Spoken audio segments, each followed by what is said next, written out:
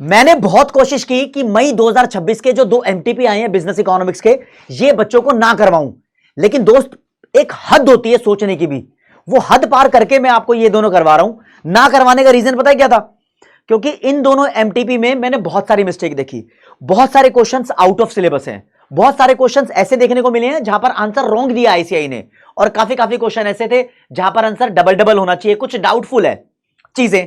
कुल मिला के मैं बताता हूं, मई 2026 के अंदर एमटीपी 1 के अंदर मैंने कुल मिला के 9 मिस्टेक्स देखी हैं, और एमटीपी 2 के अंदर मैंने यहां पर 8 मिस्टेक देखी है। अब दोनों पेपर के अंदर मैंने 17 मिस्टेक देखी हैं। ये 17 मिस्टेक एक सब्सटैंशियल अमाउंट ऑफ क्वेश्चंस हैं। यार क्या करते हो आईसीआई जी, आप किन से पेपर बनवा रहे हो? क्या अब लिख दें सारे बच्चे एआई से ही सब कुछ हो रहा है? तुम क्या कर रहे हो भाई? तुम वो इंस्टीट्यूट हो जिस पर बच्चा आंख बंद करके विश्वास करता है कि मैं पेपर दूंगा, ये चेक करेंगे, जो रिजल्ट आएगा उससे मेरी जिंदगी बनेगी।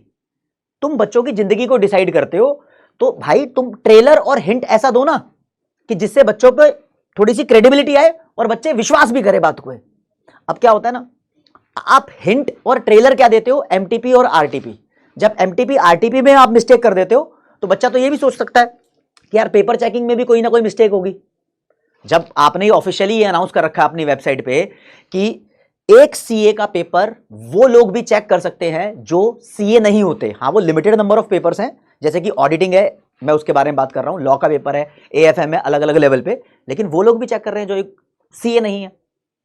यार मैं तो यही कहना चाहूंगा ना भाई साहब, तुम्हारा पेपर चेक उसको ही करना चाहिए जो एटलीस्ट सीए हो, और ऐसा सीए जिसके पास 5-6 साल की प्रैक्टिस या फिर पढ़ाने का एक्सपीरियंस भी हो, ताकि उसको नॉलेज हो तुम्हारे सिलेबस की अच्छे से। लेकिन फिर भी ठीक है, लेकिन मैं अटेम्प्ट ऑन अटेम्प्ट ये ऑब्जर्व कर ही रहा हूं कि कहीं ना कहीं आईसीआई के एमटीपी में, कभी आरटीपी में कुछ ना कुछ मिस्टेक होती है। अब होगी इससे ज्यादा भी, लेकिन भाई साहब ये मिस्टेक्स मैं क्यों बोल रहा हूं? क्योंकि कुछ चीजें तुम आउट ऑफ सिलेबस दे देते हो। अब एक लाइन तुम अपने सिलेबस में लिख देते हो, जब आईसीआई का मॉड्यूल आता है ना तो उसमें 10 चैप्टर है इकोनॉमिक्स में, लास्ट में एक लाइन लिख देते हैं कहीं ना कहीं छुपा छुपू के कि देखो जी करंट जो चीजें हैं वो भी तुम्हें पता होनी चाहिए। तो इस वजह से कुछ भी ये क्वेश्चन पूछ ले आउट ऑफ सिलेबस, वो सिलेबस के अंदर आ जाता है। कमाल कर दिया भाई साहब, बच्चों के साथ ऐसा खेला। तुम एक चैप्टर बढ़ा दो लेकिन वो बताओ कि ये सिलेबस में ही है, बच्चा तो क्लियर रहना चाहिए ना। अब मेरे दोस्त पूरा एमटीपी तो सॉल्व नहीं करा रहा हूं, आपके पास तो वो आ ही गया होगा, आंसर की तुम्हारे सामने होगी। बस मेरा फर्ज ये बनता है कि बच्चों को गलत रास्ते पर जाने से रोकना। तुमने शायद आईसीआई की आंसर की पे विश्वास रख दिया हो, लेकिन दोस्तों पूरे तरीके से वो विश्वास करने लायक नहीं है। इस वीडियो को एंड तक देखना। अपने सभी दोस्तों को जो सीए फाउंडेशन की प्रिपरेशन कर रहा है, ये वीडियो भेज देना, बिजनेस इकोनॉमिक्स में गड़बड़ी ना कर दे। मुझे पता है एग्जाम डेज है, लेकिन थोड़ी सी देर लगेगी, इसको देखना पड़ेगा। मैं दोनों एमटीपी के बारे में बात कर रहा हूं, एमटीपी 1 और एमटीपी 2। सबसे पहले एमटीपी 1 आते हैं तो कुछ क्वेश्चंस मैंने देखे यहां पर 4 आउट ऑफ सिलेबस क्वेश्चन है, फिर रॉन्ग क्वेश्चन है 3, एक क्वेश्चन डबल डबल है, मतलब कि इसके डबल आंसर पॉसिबल है, और एक ऐसा डाउटफुल क्वेश्चन मैंने डाला है क्योंकि ये क्वेश्चन तो सिलेबस में है लेकिन जो इसके आंसर में सारे ऑप्शंस हैं वो ऑप्शन सिलेबस में नहीं है, और जो नॉन सिलेबस वाला ऑप्शन है उसको कंसीडर करके इसका आंसर राइट देना है। अब मैं दिखाई देता हूं, सीधा खोलता हूं फिर आऊंगा।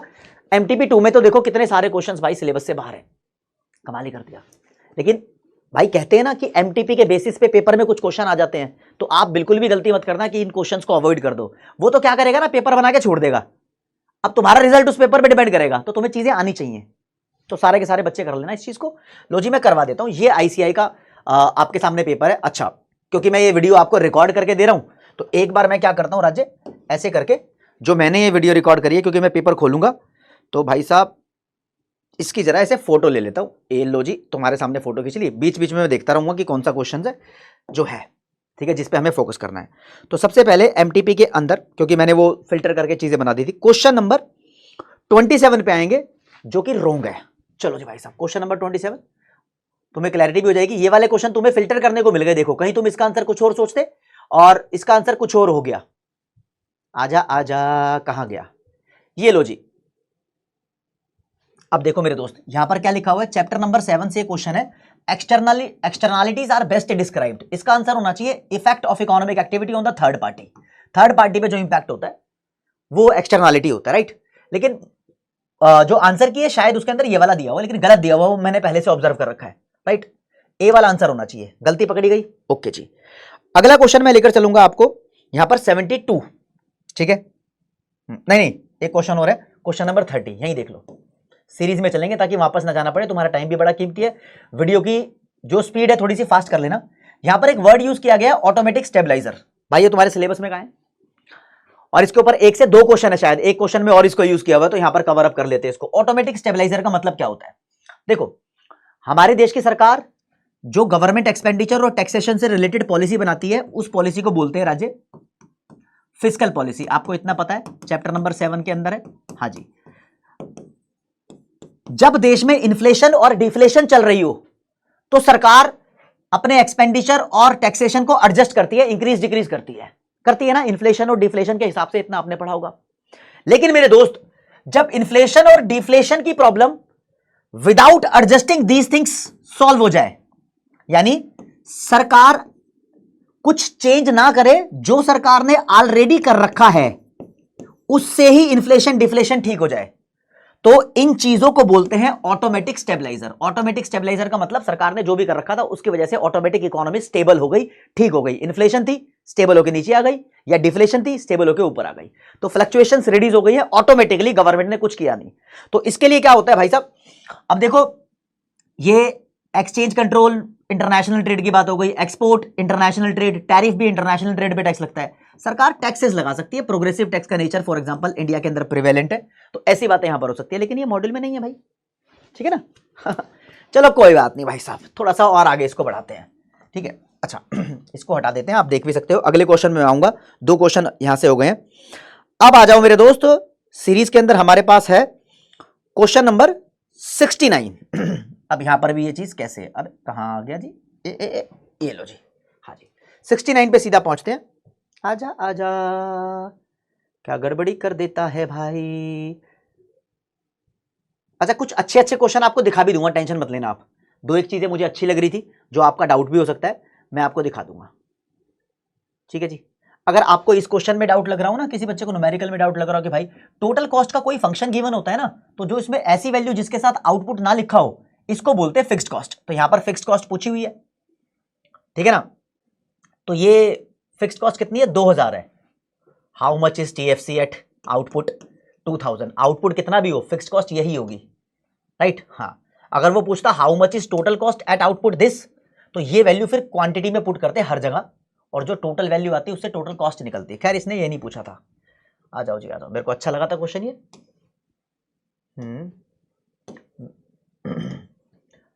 चलो भाई, चले, हाँ जी, ये लो जी दोस्तों। अब देखो, ये क्वेश्चन मैंने क्या बोला, इसको मैंने आउट ऑफ सिलेबस नहीं बोला, लेकिन मैंने इसको डाउटफुल बोला। डाउटफुल इसलिए बोला, आप समझो। लिखा है, which of the following is the strategy to promote globalization in the Indian economy. India में ग्लोबलाइजेशन को प्रमोट करने के लिए कौन सी स्ट्रेटेजी काम में आती है? ग्लोबलाइजेशन का मतलब इंटरनेशनल ट्रेड होता है, एक्सपोर्ट इंपोर्ट की यहां पर बात आती है। तो भाई टैरिफ तुम कम कर दो, टैक्स कम कर दो, एक्सपोर्ट पे इंपोर्ट पे जिस पे भी कम करोगे वो प्रमोट हो जाएगा। Increase in the equity limit of foreign investment, foreigners को बोलो कि इंडिया में इन्वेस्टमेंट करने की जो इक्विटी लिमिट है वो बढ़ जाएगी। तो दोनों की वजह से दोनों सही है, ग्लोबलाइजेशन प्रमोट होगा। तो भाई ऑल ऑफ द अबव मैं टिक कर दूंगा दिमाग लगा के। लेकिन भाई जब ये दोनों ठीक है तो मुझे ये ठीक ही करना पड़ा। पार्शियल कन्वर्टिबिलिटी भी यहां पर आंसर ठीक है भाई। 1991 में जब गवर्नमेंट ने इकोनॉमिक रिफॉर्म स्टार्ट किए थे तो हमारे देश में पार्शियल कन्वर्टिबिलिटी 1991 ऑनवर्ड्स आई थी। अब पार्शियल कन्वर्टिबिलिटी का मतलब होता है जो हमारा बैलेंस ऑफ पेमेंट अकाउंट है उसके 2 कंपोनेंट होते हैं, करंट अकाउंट और कैपिटल अकाउंट। तो पार्शियल मतलब आधा, तो आधा कन्वर्टिबिलिटी हो गया, यानी करंट अकाउंट के जो ट्रांजैक्शंस थे उन ट्रांजैक्शन से जो पैसा आ रहा था, मान लो कि फॉरेन करेंसी को रुपीज में कन्वर्ट करा सकते थे। लेकिन ये चीज कोर्स में ही नहीं है भाई, मैं क्यों समझाऊं, राइट। और तुम क्यों दे रहे हो इसको यहां पर, मेरा क्वेश्चन ये है। पूछता है India, the nation wants to know why you are doing such a hilarious situation. कोई बात नहीं, चलो कोई बात नहीं, मजाक करने की बात नहीं है। तुम्हारे साथ सिचुएशन अगर वो करता है तो हम उसका सॉल्यूशन भी निकालते हैं। आगे जी, आगे 69 पे आ गए। इसके बाद चलते हैं दोस्तों होते हुए यहां से 72 पे। ओके जी, अगला लिस्ट के अंदर क्वेश्चन नंबर 72 है। आजा आजा भाई साहब, ये क्या बोलता है, ये लो भाई, ये लो। अरे ताऊ, देखो इसने क्या किया भाई साहब।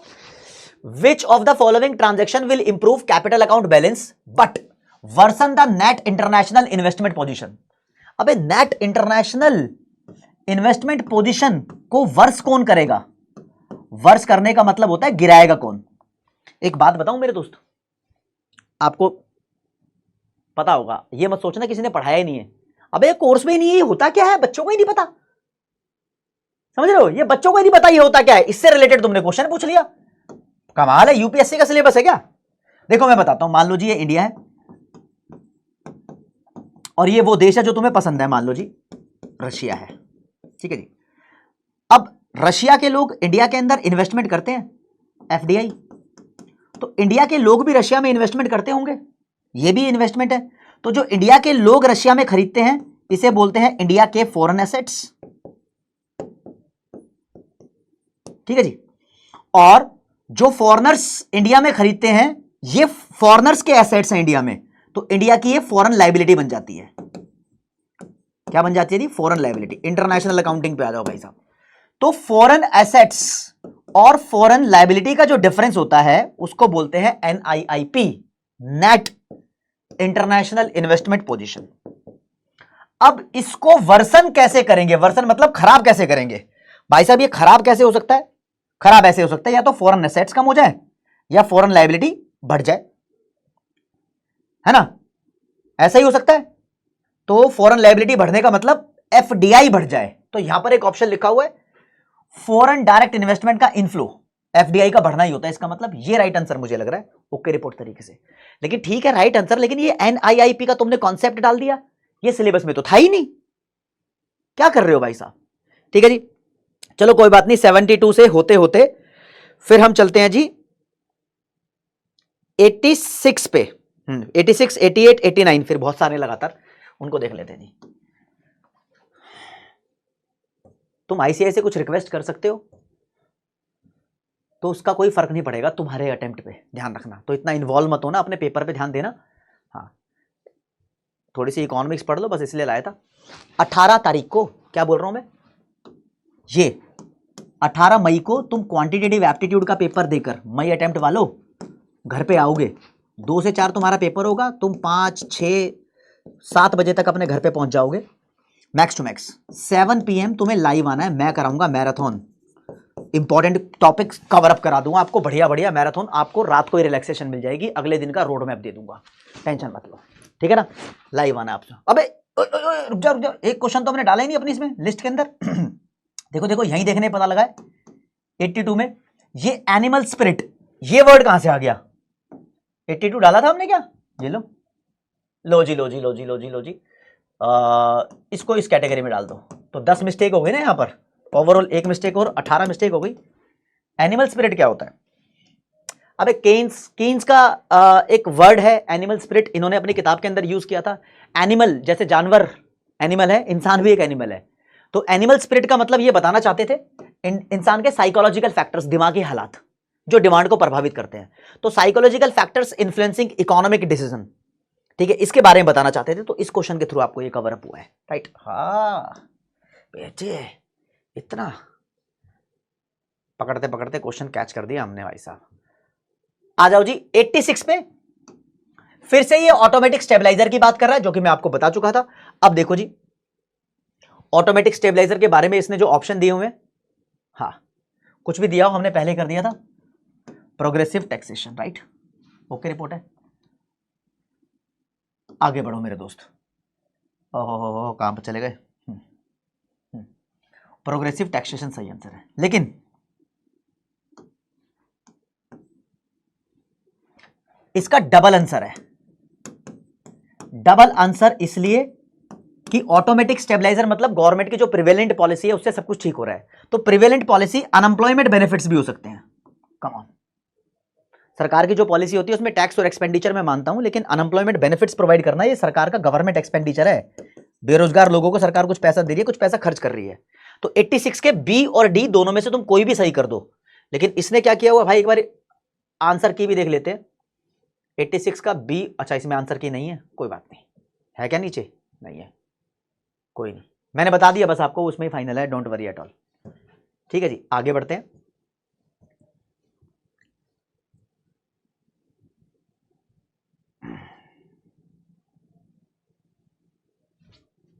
Which of the following will not be a consequence of import tariff?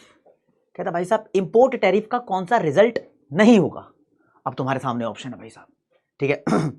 हाँ हेलो, तो भाई ये जो क्वेश्चन है ना, ये एक डाउटफुल क्वेश्चन है, इसको मैं इस कैटेगरी में डालूंगा। तो जो मैंने कैटेगरी आपकी बनाई थी यहाँ पर, इसको देख लेना एक बार जरा। हाँ जी हाँ जी, क्वेश्चन नंबर 88, ये रॉन्ग बोलो या डाउटफुल बोलो, डाउट वाला ज्यादा है क्योंकि यहाँ पर आईसीआई के द्वारा जो आंसर की के अंदर आंसर मेंशन है वो सेटिस्फैक्टरी नहीं है।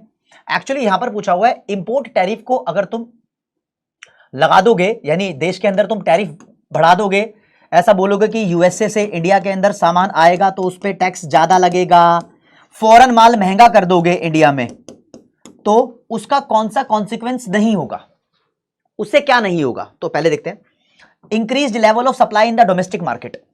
कहता है डोमेस्टिक मार्केट के अंदर सप्लाई बढ़ जाएगी। अब देखो इसका मतलब क्या है भाई, डोमेस्टिक मार्केट के अंदर मैं अगर डोमेस्टिक सप्लाई की बात करूं, यानी फॉरेन गुड्स को तुम रोक रहे हो, तो डोमेस्टिक प्रोड्यूसर्स ज्यादा प्रोड्यूस करके सप्लाई कर देंगे, तो डोमेस्टिक सप्लाई डोमेस्टिक प्रोड्यूसर्स के द्वारा यहां पर रिप्लेस हो सकती है, ठीक है। तो यहां पर सप्लाई बढ़ सकती है, तो ये कॉन्सिक्वेंस भी होगा। हाँ, ओवरऑल फॉरेन सप्लाई जो होती है वो कम हो जाती है, तो यहां पर ऑप्शन देने का तरीका डिफरेंट हो सकता है, ये होगा। An increase in the price of the product in the domestic market, कहता है डोमेस्टिक मार्केट में सामान का प्राइस बढ़ जाएगा। अब देखो भाई, जब फॉरेन से माल नहीं आ रहा है इंडिया में क्योंकि टैक्स बढ़ गया, तो या तो महंगा आ रहा होगा फॉरेन से या नहीं आ रहा होगा फॉरेन से, इससे क्या होगा, डोमेस्टिक मार्केट में शॉर्टेज हो जाएगी, राइट। क्या हो जाएगी, शॉर्टेज। शॉर्टेज होने पे रेट बढ़ता है उसका, ये भी होगा, ठीक है, ये भी होगा, ये भी होगा एक तरीके से मान लो। अगला लिखा है reduced competitiveness pressure by foreign firms on the domestic producer. कहते हैं फॉरेन फर्म्स का अब प्रेशर कम हो जाएगा डोमेस्टिक प्रोड्यूसर्स पे कंपटीशन को लेकर, यानी फॉरेनर्स पे ज्यादा टैक्स लग गया, उनका सामान महंगा हो गया, तो अब इंडिया से कंपटीशन कम कर पाएंगे, ये भी होगा। तो क्या नहीं होगा, तो भाई मैं इसको नन ऑफ दी अबव कर सकता हूं। उसने शायद आईसीआई ने ये वाला बी वाला आंसर दिया हुआ है, तो रॉन्ग है, ठीक है ना। हाँ, तो ये थोड़ा डाउटफुल क्वेश्चन है, ठीक है। अगला क्वेश्चन हमारा 89 है, जिसके अंदर गड़बड़ी कर रखी है उसने भाई। देखो 89 के अंदर क्या है भाई, ये पूछा है इम्प्लिसिट कॉस्ट क्या होता है। देखो जी, आपको एक बात ध्यान देना, एक फॉर्मूला होता है इकोनॉमिक कॉस्ट, क्या होता है, explicit cost plus implicit cost, right.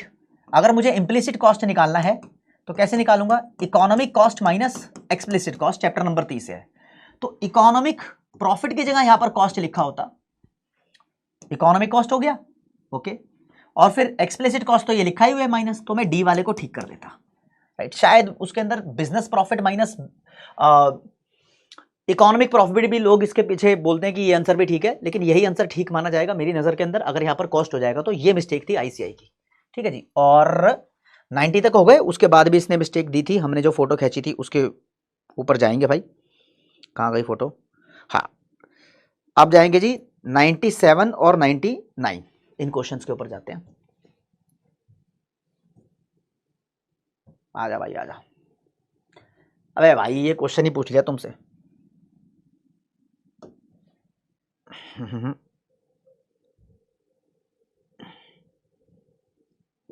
पूछा है राजे, ये ग्लोबल डिपॉजिटरी रिसिप्ट क्या होती है, ग्लोबल डिपॉजिटरी रिसिप्ट, ये 11th क्लास के बिजनेस स्टडीज में पढ़ाते हैं, global depository receipt, American depository receipt. Actually क्या होता है, मान लो जी इंडिया की कोई कंपनी है, टाटा है, टाटा को अमेरिका से कुछ सामान खरीदना है, ठीक है, कुछ भी सामान मान लो, यूएसए से कुछ सामान खरीदना है, टाटा के पास पैसे नहीं है, टाटा ने कुछ शेयर दे दिए अमेरिका के बैंक को, तो अमेरिका के बैंक ने शेयर ले लिए टाटा से, मान लो जी 100 करोड़ के, ठीक है, इसके पास पैसे नहीं है लेकिन अमेरिका से सामान मंगाना था, तो ये करेंसी देगा, बैंक ने शेयर खरीदे नहीं है, गिरवी रखे हैं, ठीक है, तो इन शेयर के बदले में करेंसी देगा, उस करेंसी को यूज करके यूएसए से सामान खरीदा जा सकता है। ये करेंसी डॉलर नहीं होगी, बैंक की अपनी नोटिंग होती है, इसको ग्लोबल डिपॉजिटरी रिसिप्ट बोल सकते हैं, तो एक तरीके की करेंसी ही है ये, ठीक है। ठीक है, तो जरूरी नहीं है अमेरिका का बैंक, और बहुत सारे बैंकों के पास ये अधिकार है ये देने का। तो यहां पर एक ऑप्शन आपको दिखेगा कि जीडीआर क्या होता है, जीडीआर होता है भैया, it is a receipt issued by overseas bank in lieu of shares of a domestic company. हमारे देश की डोमेस्टिक कंपनी, ल्यू का मतलब होता है बदले में, उसके पास शेयर गिरवी रखवाएगी तो बदले में वो एक रिसिप्ट दे देगी, उस रिसिप्ट से हम सामान खरीद सकते हैं। ऐसी कोई बात नहीं, जब हमारे पास पैसे आ जाएंगे तब हम दे देंगे वो पैसे और सामान का ट्रांजेक्शन पूरा कर लेंगे, राइट। ओके रिपोर्ट है। और भाई इसी के बाद अच्छा 99 लास्ट वाला क्वेश्चन रह गया, नंबर 9 आ गया तुम्हारे सामने। लिखा है macro prudential policy measures can help to overcome. Overcome का मतलब होता है करेक्ट। कौन सी सिचुएशन को करेक्ट करते हैं मैक्रो प्रूडेंशियल पॉलिसी मेजर्स? कहां है भाई सिलेबस में, लेकिन फिर भी जान लो। ये वो मैक्रो पॉलिसी के मेजर्स हैं जो मॉनेटरी पॉलिसी होती है उसके अंदर ऐसे नॉर्म्स बनाना, ऐसे रूल्स बनाना कि जो लंबे समय तक फाइनेंशियल सिस्टम को ठीक रखे। प्रूडेंशियल नॉर्म्स मतलब फ्यूचर को ठीक रखे। अब ये बचाते हैं भाई सिस्टमिक रिस्क से। सिस्टमिक रिस्क है, सिस्टमैटिक रिस्क नहीं है, ध्यान रखना। ये कैसा रिस्क होता है? ये ऐसा रिस्क होता है जब देश का बहुत बड़ा फाइनेंशियल इंस्टीट्यूट डूब जाए तो देश पूरा पैनिक में आ सकता है। जैसे इंडिया के अंदर 3 बैंक है, एचडीएफसी, आईसीआईसीआई और स्टेट बैंक ऑफ इंडिया। इन तीनों में से कोई भी डूब जाए तो इंडिया का पूरा पैनिक हो जाएगा फाइनेंशियल सिस्टम, राइट। हाँ, ऐसा 2008 में एक बार हुआ था। वर्ल्ड का सबसे बड़ा जो इन्वेस्टमेंट बैंक था लीमन ब्रदर, वो पंचर हो गया था, मतलब वो क्राइसिस के कारण फुस हो गया था। तो ये कुछ मिस्टेक्स बताई मैंने, कुछ डबलिंग ऑफ आंसर्स बताई और कुछ बड़ी बड़ी बातें बताई जो इन्होंने गड़बड़ी करी है। 10 मिस्टेक्स लगभग है। एमटीपी 2 पे आते हैं दोस्त। 1 2 3 4 5 6 जल्दी जल्दी डिस्कस करते हैं। ये 6 क्वेश्चन आउट ऑफ सिलेबस थे। एक क्वेश्चन में डबलिंग थी, एक क्वेश्चन रिपीट किया गया था। पहला क्वेश्चन है जो 37 नंबर पर रिपीट कर दिया था। ये तुम मांगोगे कि ये एमटीपी कहां से मिलेंगे, तो तुम्हारे पास ऑलरेडी अवेलेबल होंगे। ये सीरीज 2 है जो बाद में आई थी। 2 सीरीज आती है हमेशा। दोस्तों देखो, सबसे पहले क्वेश्चन नंबर 1 की तरफ जाते हैं। क्या लिखा है भाई? Which aspect of taxation involve normative economics. Normative economics तो वो होती है ना जहां शुड भी यूज होता है, ठीक है। हाँ वही होती है सर, यही बताया था। लेकिन ये पूछ रहा है कि टैक्सेशन के अंदर ऐसा कौन सा एस्पेक्ट है जहां पर नॉर्मेटिव की हम बात कर सकते हैं। नॉर्मेटिव के अंदर हम सजेशन दे सकते हैं, ओपिनियन दे सकते हैं। तो हम बता सकते हैं कि कितना टैक्स सही रहेगा, फेयरनेस। अमीरों पर ज्यादा टैक्स सही रहेगा, गरीबों पर कम टैक्स सही रहेगा। तो इसका आंसर ये होना चाहिए। और यही क्वेश्चन इन्होंने दोबारा रिपीट कर दिया 37 नंबर पे। तो ये इसकी पहली मिस्टेक है, राइट। अगली मिस्टेक देखते हैं जी। ये वाला हमने मामला कर लिया और ये वाला कर लिया। 14 नंबर के क्वेश्चन पे आ जाते हैं अब सीधा सीधा, ठीक है।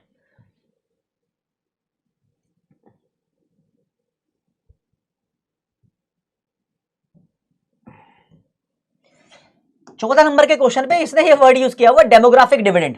डेमोग्राफिक डिविडेंड का मतलब होता है जवान जनता।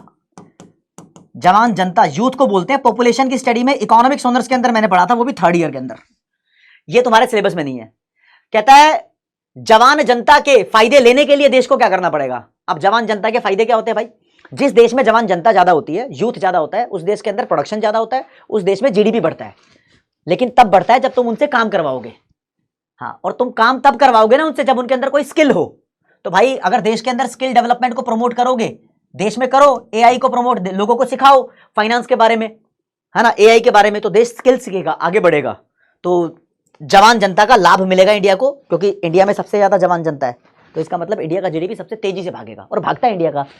कभी ये जनता बूढ़ी भी होगी, जवान जनता ज्यादा है, बच्चे कम है। तो जब ये बूढ़ी हो जाएगी तो कम बच्चे जवान होंगे, तो डेमोग्राफिक डिविडेंड इंडिया का कम भी हो जाएगा। एक टाइम पे ध्यान रखना। पहले चाइना का डेमोग्राफिक डिविडेंड ज्यादा था, उसने बहुत तेजी से ग्रोथ करी थी, राइट। ये हो गया जी। 14 नंबर के बाद हम कौन से क्वेश्चन पे आएंगे? मैंने फोटो खींच के नोट किया हुआ था राज्य। 14 अभी लिस्ट के अंदर है। 37 पे तो क्वेश्चन नंबर रिपीट हो गया था, पहले वाले क्वेश्चन को रिपीट कर रखा था 37 के अंदर। तो इतना कुछ कंसीडर करने की जरूरत है नहीं, ऐसी छोटी मोटी मिस्टेक तो होती रहती है। लेकिन कई बार आईसीआई ऐसा क्वेश्चन दे देता है भाई जिसके 2 आंसर भी होते हैं, जैसा एमटीपी 1 में, और पहले ओरिजिनल पेपर जो फाइनल दिए गए हैं उसमें भी दिखाया था आईसीआई ने। तो इट इज पॉसिबल, जब 2 आंसर ठीक होते हैं ना, तो आप दोनों में से कोई एक ठीक करना। दोनों ठीक करोगे तो तुम्हारा पेपर स्कैन नहीं होगा, वो भी लफड़ा है भाई साहब। इकोनॉमिक्स में कोई 100 नंबर लेकर आना चाहे तो ऐसे रोक लेते हैं ये। हाँ जी, हाँ जी, हाँ जी। 13 14 37। अब आ जाओ सीधा 56 पे। अब तक 56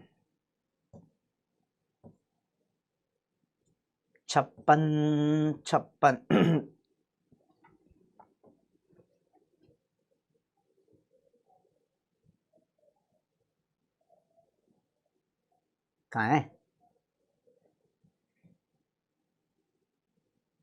ये राजी। अब ये इकोनॉमिस्ट का नाम भाई तुम्हारे सिलेबस में नहीं है। कहता है कौन सी मोनोपोलिस्टिक कंपटीशन की थ्योरी यूनाइटेड स्टेट्स के इकोनॉमिस्ट ने बनाई थी। अबे मोनोपोलिस्टिक कंपटीशन का मतलब मोनोपोली, मोनोपोलिस्टिक कंपटीशन। कमाल है। अमेरिकन इकोनॉमिस्ट कौन था? मोनोपोली तो एक होती है मोनोपोली जहां पर सिंगल फर्म होती है, ठीक है। इसके कंपटीशन को हम मोनोपोलिस्ट बोल देते हैं।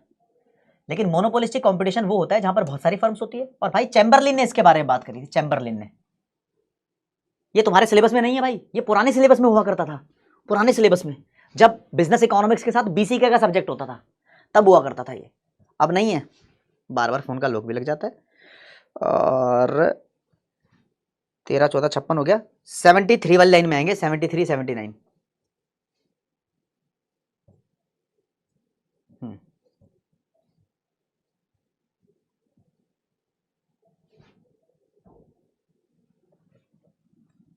ये बोल दिया भाई साहब, dash promote the development friendly integration of developing country to the world economy. India, China, Pakistan जैसी डेवलपिंग कंट्री को वर्ल्ड इकोनॉमी से जोड़ने का काम कौन करता है? ना तो ये वर्ल्ड बैंक करता, ना आईएमएफ करता, ना आईडीए करता, ये तीनों लोन देते हैं, ये करता है अंकटैड। फुल फॉर्म जाननी है तो गूगल कर सकते हो आप, ठीक है ना। अंकटैड तुम्हारे सिलेबस में नहीं है, अपनी मर्जी से उठा के डाल दिया, इसलिए इसको बोल रहा हूं आउट ऑफ सिलेबस है, ठीक है। अगला क्वेश्चन 79 था शायद, हाँ जी, ये कौन सा कर लिया हमने, 73 कर लिया, 79 पे आ गए।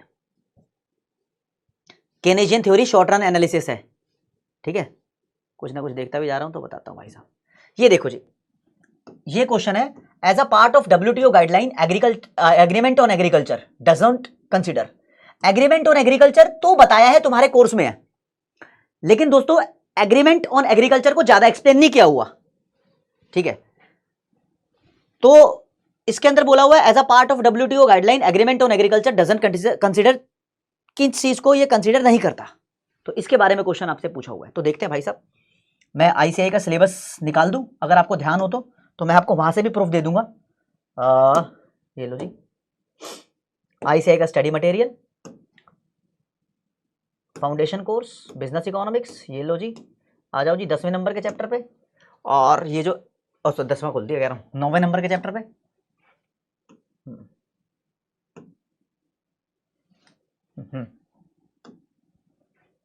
ट्रेड नेगोशिएशंस, हाँ जी, अब निकाल देता हूं भाई साहब। डब्ल्यूटीओ का एग्रीमेंट आ जाएंगे, 16 एग्रीमेंट तुम्हारे सिलेबस में।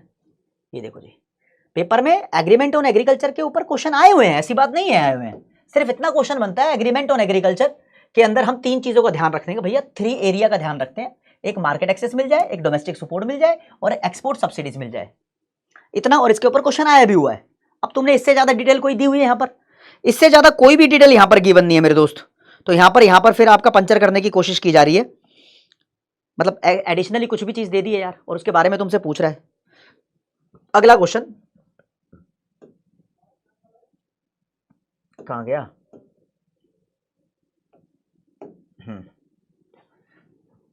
ये क्वेश्चन हमारा, हाँ तो भाई इस क्वेश्चन के अंदर क्या लिखा हुआ है, जो एग्रीमेंट ऑन एग्रीकल्चर है, ध्यान रखेंगे, ये किस चीज को कंसीडर नहीं करता। अभी सिलेबस में तो नहीं है, लेकिन फिर भी मैं आपको बताऊंगा इसके बारे में। Direct payment to farmers are permitted, सरकार पेमेंट करेगी डायरेक्ट फार्मर्स को, ये कंसीडर करता है। यहां पर बोला है कि किस चीज को कंसीडर नहीं करता। ऐसी डोमेस्टिक पॉलिसी गवर्नमेंट की जो फार्मर के प्रोडक्शन और ट्रेड को अफेक्ट करे तो उसको वापस ले लो, इस बात को भी कंसीडर करता है, सरकार कोई नेगेटिव पॉलिसी ना बनाए। Least developed countries do not need to make any cuts, जो लीस्ट डेवलप्ड कंट्री है इंटरनेशनल ट्रेड के अंदर बोला जाता है कि उसको कुछ अपनी पॉलिसी को कॉम्प्रोमाइज करने की जरूरत नहीं है, इन तीनों को कंसीडर करता है। अब लिखा है ये इनडायरेक्ट असिस्टेंस, मतलब help and support to farmer including research and development support by the government are permitted होना चाहिए, वो कंसीडर करेगा। लेकिन सरकार नॉट परमिटेड लिखा है, अबे इनडायरेक्टली भी सरकार सपोर्ट करेगी, तो नॉट परमिटेड है, इसको परमिशन है, तो डज नॉट पूछा था ना, तो उसकी जगह ये ओके हो गया, ठीक है जी। 80 कौन सा हो गया हमारा, 79 हो गया। 79 के बाद हम जाएंगे जी 89 और 91 पे, फिर कहानी खत्म करेंगे।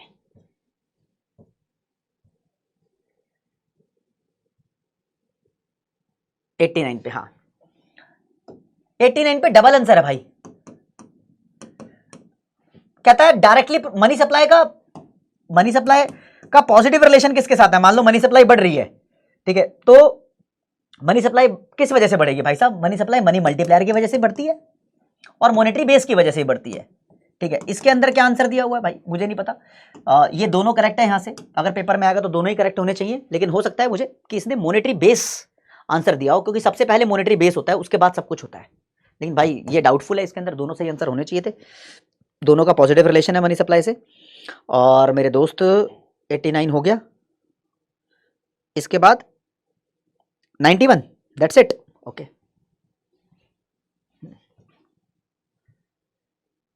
पंप प्राइमिंग क्या होता है भाई?